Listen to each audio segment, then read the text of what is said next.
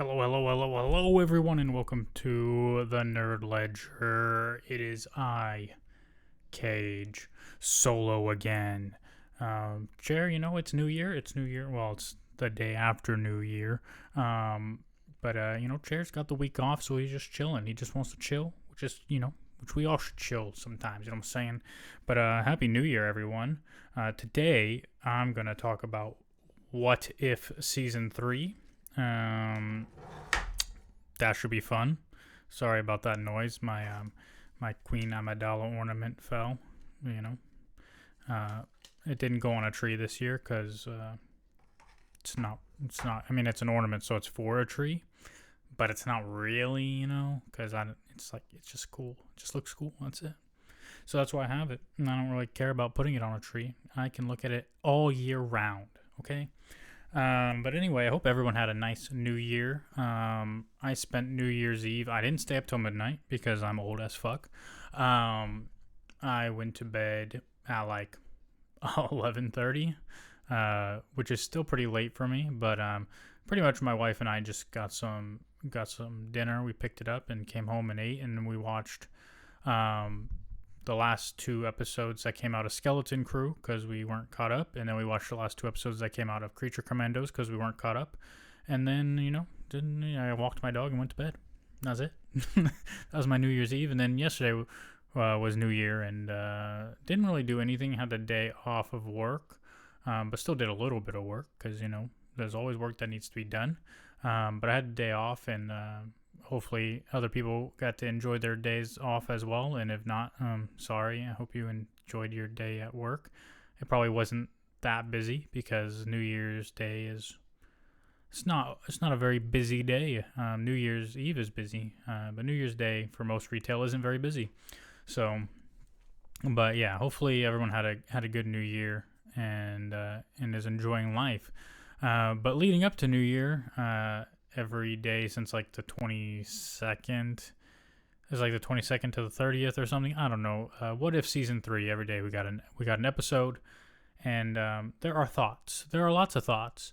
There are thoughts that I didn't think I would think that I thought, but I did think. You know what I'm saying? But I, sometimes I make mistakes, and one of those mistakes was like going on the internet. And going to the For You page of Twitter, not just because it's full of like softcore porn and shit, but because, sometimes I'll see like some nerd discourse over there. Like it's a really weird For You page that's not at all curated for me, but every now and then there will be some nerd conversation, and it's mostly people who hate James Gunn and, they love Zack Snyder, those kind of people. And then some Marvel fans, but they seem to really dislike What If Season 3 a lot. And there's a couple different, there isn't a great variety of the thoughts that are coming from these people. They're all pretty much the same. People are disappointed because too much Captain Carter. People are disappointed because the stories that they went with, the what if stories, aren't the ones they wanted to see. So like a lot of people wanted like what if the other half was snapped, or I don't even know. There's like other ones people wanted. And so those are the two main ones. There's a couple other things sprinkled in, like people who just wish it would have been what it was sold as in the first place, which is an anthology series, instead of having like everything kind of culminate at the end, like make it more episodic, less serial. And I kind of agree with that point, and it would solve the first complaint of too much Peggy Carter. But I listen, I think in a nutshell, if these are the arguments I heard before I watched the series, too much Peggy, uninspired ideas, and whatever the last thing I said was, it's too serialized. I would agree, and I do think a lot of the ideas and the concepts aren't that interesting. or interesting at all to begin with. Um, just the episode titles, I they don't inspire me. They don't make me want to watch it, and that's been true of almost every episode of What If since season one. There were some really good ones. There were some okay ones, and there's a lot of like I don't really care ones. And even a lot of the I don't really care ones. A lot of other people like. So that's great. We all have different ideas and different things that we like. So it is what it is. But I didn't think very much while watching the show, which I think is a benefit to me because I just enjoyed a lot of the episodes. There was nothing that I was like, oh my God, it's groundbreaking. Oh, this is incredible, blah, blah, blah. Like, I just watched it, and I think this show for certain audiences will do the job, right? Like, there's a lot of people who will be disappointed, and rightfully so, for a lot of different reasons. There are also people who will be disappointed because they read way too much into these things. Just because something happens in What If doesn't mean it's setting up for anything in the MCU.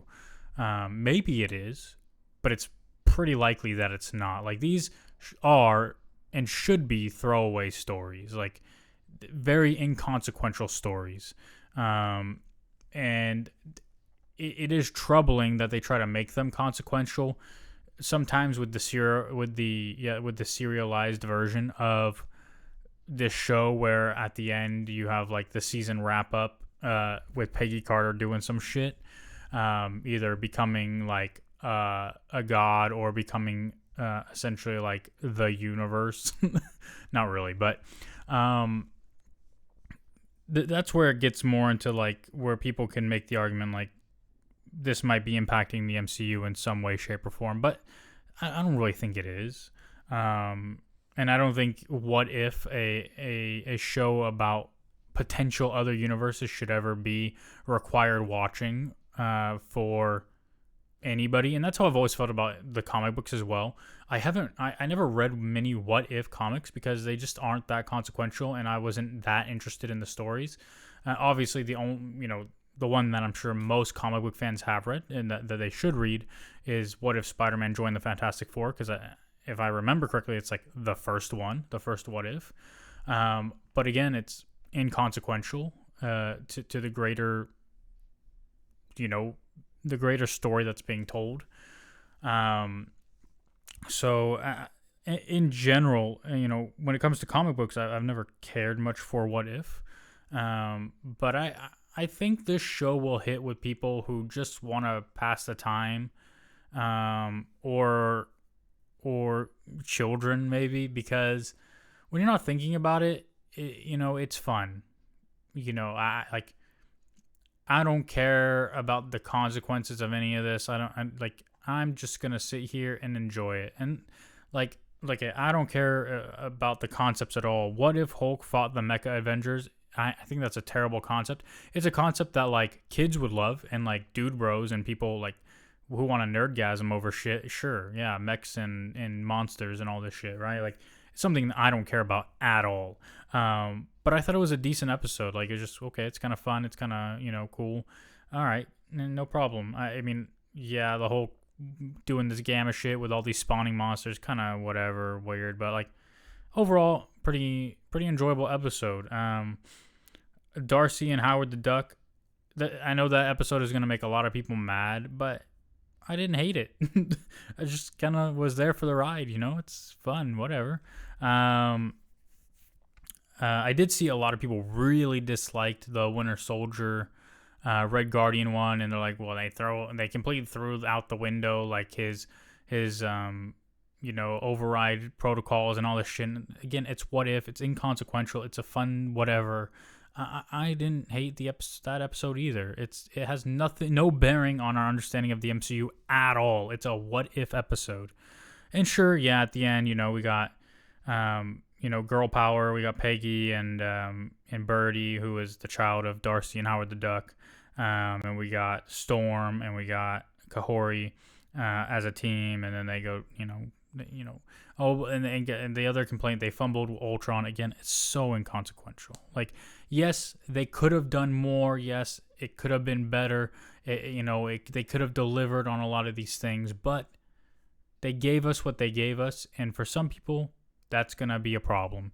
And for other people like me, at this point in my life, I just don't care that much about like what things could have been. I just kind of have to accept things for what they are, and what it is fine. It's not groundbreaking. It's not incredible. It's not amazing. It's fine. Nothing made me mad. I didn't think about much while I was watching it, so I could enjoy it. But again, we live in, we as nerds, we like to debate. We like to have conversations, right? Like, and everything's always built up a certain way. And there are a lot of nerds who hear about things, right? When movies or TV shows are announced, we immediately go into our bag, right? We go into our memory banks of all the comic books we've ever read and all this shit, right? And we go, this is what this is going to be about, because I know, because I've read this, right? This is going to be based off of this and this, right? And I did this early on in the MCU. And the first one where doing that really, really hurt me was Iron Man 3, because I knew we were getting the Mandarin, and I was talking to all my friends about the 10 rings and their powers and this great villain in the Mandarin. And I know they've done a lot since then, and there was a long-term payoff. Trust me, it was not their plan going in when they made the Mandarin an actor named Trevor. I hated that. It made me hate everything about that movie. It's hard for me to watch Iron Man 3, despite the fact that it's not a terrible movie. It's a fine movie. I think it's a bad comic book movie, but it's a fine movie on its own. But I can't get over the Mandarin thing, and that took away my enjoyment of an otherwise not bad movie. And so for a long time since then, I've tried to separate those things and not have expectations, because that'll just lead me to be disappointed. And so that's kind of where I'm at with it. Like, as far as What If season 3 goes, really, there's not a whole lot to say. I understand the people who disliked it because they quote unquote fumbled a lot of things. The other episode that I think a lot of people really hated was the Agatha episode. Again, the title, "What if Agatha went to Hollywood?" there's nothing there. Like, there's nothing there that makes you go, "Oh, that's interesting. I would really love to see that." But I watched it and it wasn't bad. Like, it was fine. Yeah, they brought back kind of some of the Eternal stuff, which a lot of people weren't great fans of, but it was good to see to me. And I don't know. I didn't hate it, and maybe it's because I was like half paying attention while my dog was recovering from some dental work, and I was feeding him his food mushed with water, and it was really gross. But I'm feeding him with a spoon, trying to get him to lick up the slop so that he can eat. But I'm paying attention. I saw the episode. She's got all the Eternals captured except for Kingo, and she hatches the master plan, and there's Howard Stark and whatever he's filming, and Jarvis is there, and then she needs Kingo's powers so that she can awaken the Sentinel within the Earth, Tiamat, and then she's gonna go kill the other Sentinel, and then she's gonna use the power, but she's kind of deceiving everyone, and then they appeal to her humanity or whatever. I don't fucking know. That was like the episode, right? Sure, something like that. Yeah. I mean, it's whatever.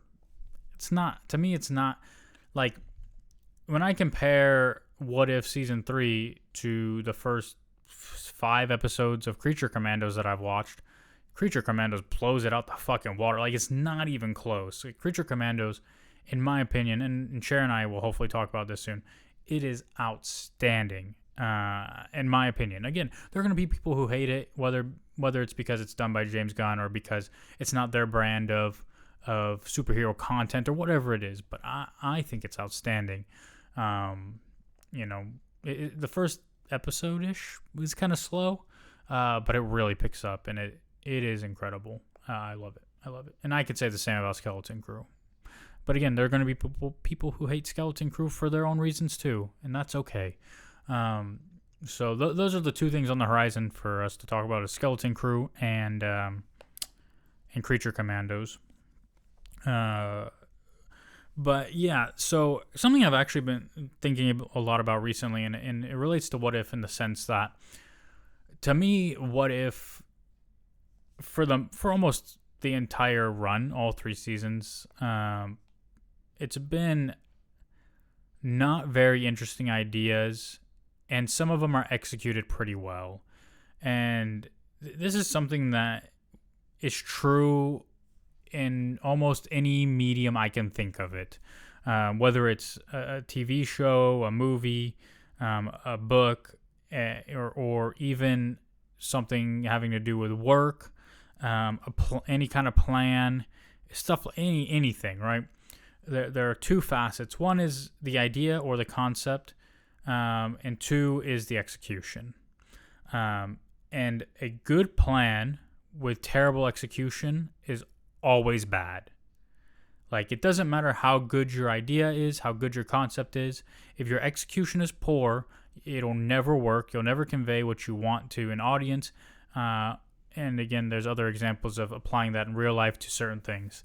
And to me, a great example of that is The Acolyte. There are some really interesting concepts and ideas within the show The Acolyte, but it's executed so poorly that most people won't pick it up, and if they do, they won't care because the execution is so fucking bad. It's so bad.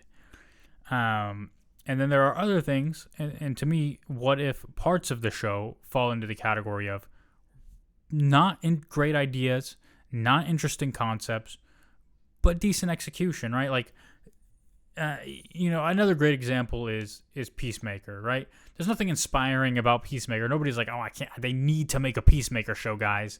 But I think the execution was good, and it made you want more of it. Guardians of the Galaxy is another one. When they announced Guardians of the Galaxy, nobody gave a shit. You had a couple people in the corners of the internet trying to tell you that Brian Michael Bendis made Guardians of the Galaxy readable for the masses and this and that. Nobody cares. Nobody cares about Guardians of the Galaxy, except they do now, because it was executed so well. If you make a good story, a good movie, nobody cares how bad the quote-unquote idea was in the beginning, right? Like, Iron Man is another one. Think about it. The first Iron Man movie, before Iron Man came out, before Robert Downey Jr. immortalized this role, Iron Man was always, in comic books, always regarded as just the least interesting member of the Avengers. Some people loved him, don't get me wrong, but the majority of people found him very uninteresting. And then, here we go, we're starting the MCU with Iron Man.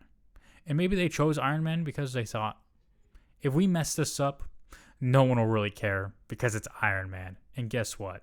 People cared because they executed to perfection. It is phenomenal. They did a great job. Now, I'm not saying Iron Man is the best MCU movie, the best movie ever made, the best ever. It is the standard now, right? If a movie comes out, in my opinion, if a superhero movie comes out and it's not better than the first Iron Man, then it's probably below average. It's like Iron Man is the iron standard. If you don't meet that standard, you're probably not a very good movie for comic book movies. And that's kind of where the line is drawn. Now, of course, tangent brain, it makes me think that because of Endgame and Infinity War, Marvel set the bar so high that most things pale in comparison now, and it leads to this whole MCU is dead, MCU peaked, etc. Because the MCU did peak. That doesn't mean there isn't good MCU stuff still. It just means that it doesn't... This is a reference that a lot of people listening might not get, but it's like when Sir Alex Ferguson left Manchester United. Like, the question was always, was David Moyes, who took over, really that bad, or was it just because we hit such a high?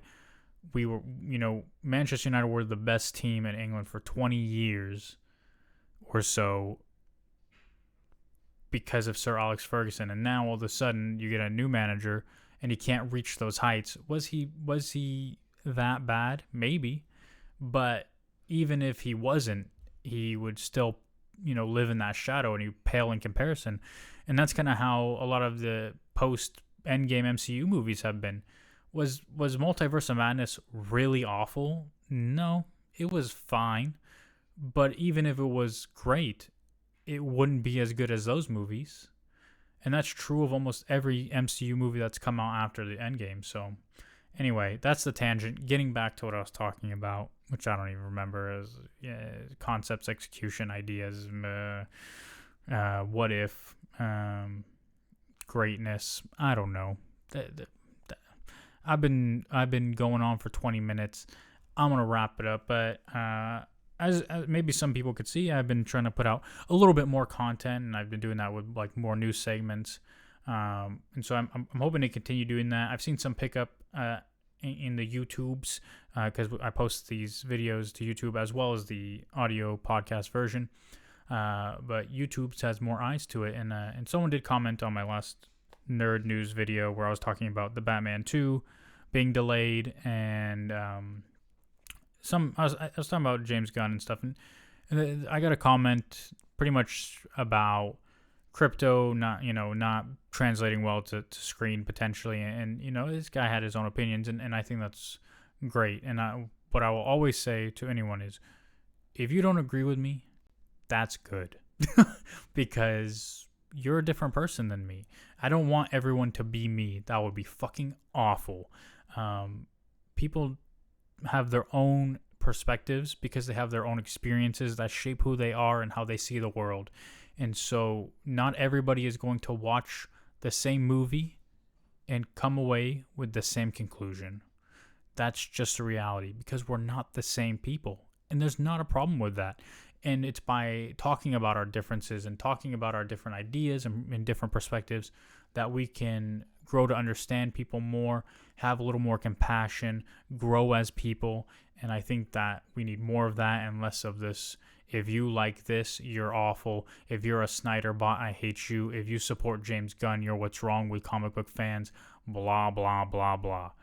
The more we can just openly express our opinions and not take people's words in bad faith and not take things as aggressive when they're not, and just have open dialogues where we can try to understand one another, I think that's good. And sometimes you don't need to have an open dialogue to sometimes you're not in the mood for that, and that's okay. It's okay to let people just speak too without responding. So anyway, I guess that's my New Year PSA. And so bye, stay nerdy or something.